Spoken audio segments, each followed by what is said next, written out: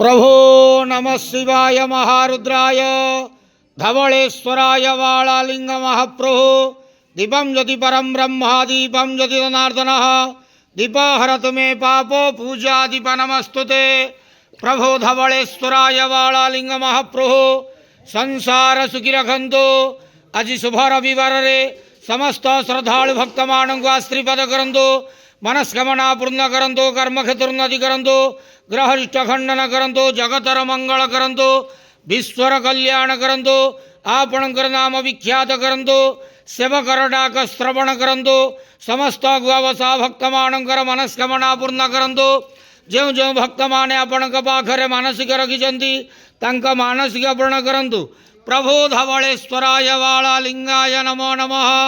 संसार सुखी रखंतु आनंदे गवार हरि बोलो।